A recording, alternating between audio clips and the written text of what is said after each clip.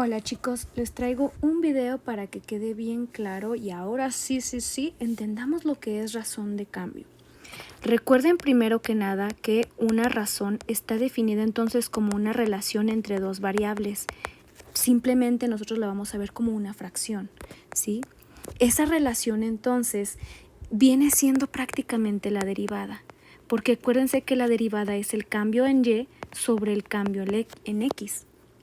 Pero en este caso, cuando nosotros analizamos situaciones o enunciados hipotéticos de lo que pudiéramos nosotros resolver con derivadas, pues no vamos a hablar de una relación nada más de y sobre dx. Eso es más que nada para las gráficas, ¿sí? O las líneas o así, lo que vemos ya tangible a partir de una función. Pero nosotros también podemos hablar de relaciones entonces con respecto al tiempo. Nuestras derivadas de siempre, las que hemos hecho y hemos realizado, siempre han sido con respecto a x. Pero en este caso, aquí en razón de cambio, nuestras derivadas van a ser entonces con respecto al tiempo. O sea que siempre que nosotros derivemos una variable, su derivada va a ser con respecto al tiempo sobre dt.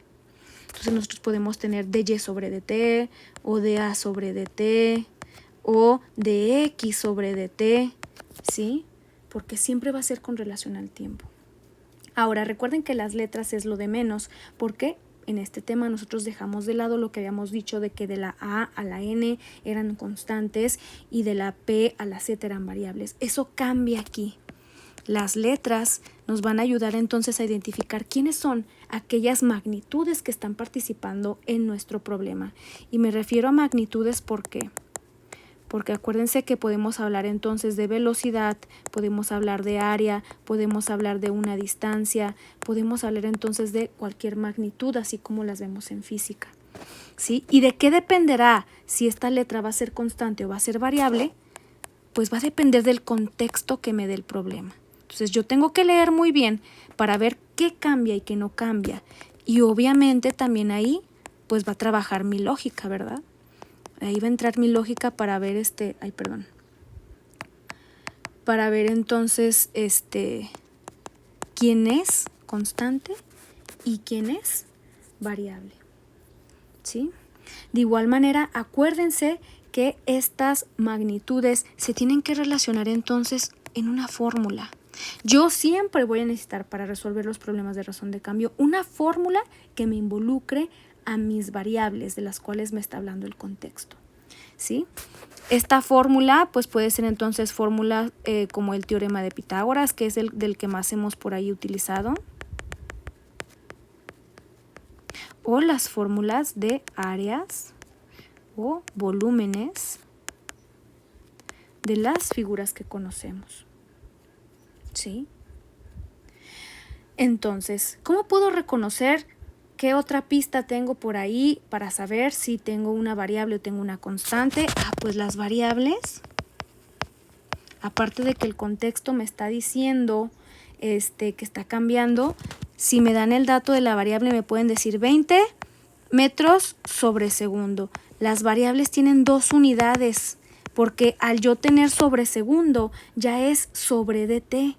Por lo tanto, la velocidad y la rapidez, como se miden en metros sobre segundo, pues estas siempre van a ser variables, ¿sí? Siempre van a ser derivadas. Van a ser derivadas, ¿sí? Si ya tiene metros sobre segundo, ¿ok? Si a mí el problema nada más me dice, no sé, 20 metros, pues si se fijan, aquí solamente es una unidad. Y si solamente es una unidad, este es entonces un dato fijo. ¿Por qué? Porque la razón de cambio se analiza en un instante, solamente en un instante, ya que sabemos que no podemos detener el tiempo y que si algo está cambiando, pues va a estar cambiando siempre con respecto al tiempo y no podemos pausar el tiempo. Pero aquí la razón de cambio trata de ver en ese instante, en ese momento, si tú lo pudieras pausar el tiempo, cuánto mediría esta magnitud, cuánto mediría esta otra, etcétera, etcétera. Entonces, por eso tenemos datos que solamente tienen una unidad y son datos fijos. Entonces, si es 20 metros es una distancia y mi distancia yo le puedo poner X, le puedo poner Y o le puedo poner Z, ¿sí? Ahora, recordemos también que la fórmula siempre se va a derivar. Siempre se deriva. Una vez que yo haya identificado entonces a mis constantes, pues ya sé que la derivada de mi constante es 0. Y una vez que haya identificado entonces a mis variables, como por ejemplo el área, pues yo ya sé que su derivada es de a sobre dt. Ya no va a ser 1. Ya no va a ser 1. ¿Sí? Recuerden que nosotros decíamos que la derivada valía 1. ¿Por qué? Porque a veces teníamos entonces nosotros dx sobre dx. Cuando nosotros derivábamos la x con respecto a x, pues esto me daba 1. Pero como ahora estamos derivando con respecto al tiempo, pues por eso esto ya no puede ser 1. Entonces constante se hace 0 y la derivada de mis variables pues es dA sobre dt o dependiendo la letra que tenga. Si yo tengo una variable que tiene entonces exponente, pues la voy a derivar con la fórmula del exponente. Se baja el 2, se le resta 1 al exponente y se deriva la variable. Siempre tiene que aparecer esto. ¿Sí? ¿Y cuál es la pista para no olvidarme de poner esto? Pues que el mismo problema me está dando este dato y el cual entonces lo tengo que sustituir o simplemente me pide encontrar este dato y para encontrarlo entonces lo tengo que despejar. Entonces, ¿cómo voy a despejar algo que no está apareciendo en mi fórmula? Es imposible. Tiene que aparecer, ¿sí? Y ya de ahí despejarlo. ¿Ok? Vamos a ver entonces este primer ejemplo que tengo por acá. Dice, suponga que un incendio forestal se propaga en forma de círculo cuyo radio cambia a razón de 1.8 metros sobre minuto. Si se fijan desde ahí, yo ya puedo ir haciendo mi dibujito. Acuérdense que el dibujito es opcional, pero siempre nos ayuda a visualizar mejor lo que está pasando. ¿Sí? Entonces tengo el círculo, tengo el centro y tengo su radio. Así no quiero que sea una flecha. Bueno, así. Entonces, por lo tanto, me dice que el radio está cambiando. Me dice cambia a razón. ¿Sí? Ya con decirme cambia, ya sé que el radio va a ser una variable. Y al darme esta razón, pues esta tiene que ser la derivada. ¿La derivada de quién? Pues del radio, porque de ese me está hablando. Entonces yo le pongo derivada del radio y siempre con respecto al tiempo, a la derivada del tiempo, ese dato es 1.8 metros sobre minuto. Vean cómo tiene 2 unidades y eso me confirma que es una derivada. ¿Y la derivada de quién? Del radio. ¿Sí?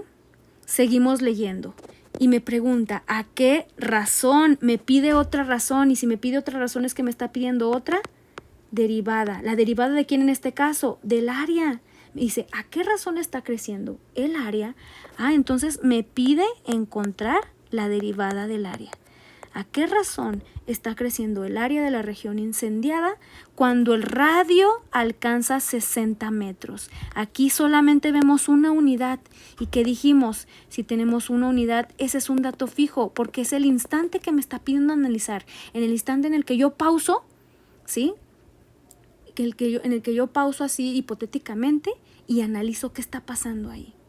Por lo tanto, pues este dato no es una derivada, nada más le pongo R es igual a 60 metros. ¿Y por qué R? Pues porque la R es la letra que yo designé para ponerle al radio.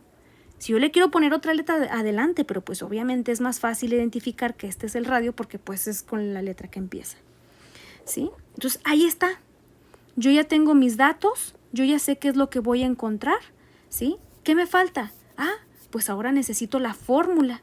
Necesito la fórmula que me está entonces relacionando todas mis variables. Y como hablamos de radio, como hablamos de área y sabemos que es un círculo, pues entonces tiene que ser la fórmula del área del círculo, la cual es área es igual a pi por radio al cuadrado.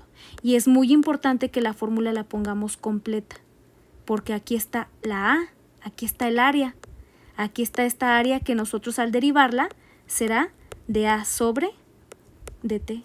Si yo nada más pongo pi por radio al cuadrado y esto lo derivo, pues no me va a aparecer el dA sobre dt que quiero encontrar. ¿Sí? Y bueno, a lo mejor ahorita aparecerá así como de que, pero pues igual va a dar lo mismo. Sí va a dar, pero no todos los problemas te va a pedir que encuentres el área. Va a haber otros problemas en que te pide entonces encontrar el radio o la derivada del radio, y nuestra fórmula siempre tiene que estar completa y siempre tenemos que derivar ambos lados del igual, ¿sí? Entonces, déjenme borro eso. Así. Entonces, ahora sí, ya derivamos la A, la derivada del área es de A sobre dt. Igual, ahora derivo el otro lado del igual. Y del otro lado yo tengo pi por radio al cuadrado. El pi es una constante, es un valor fijo, nunca va a cambiar, ¿sí? Entonces aquí el pi, como es constante por variable, se queda la constante y nada más se deriva la variable. Y como este radio tiene un cuadrado, pues derivo con la fórmula del exponente. Se baja el 2, se le resta 1 y se deriva la variable radio. Y ahí está, ya derivé mi fórmula.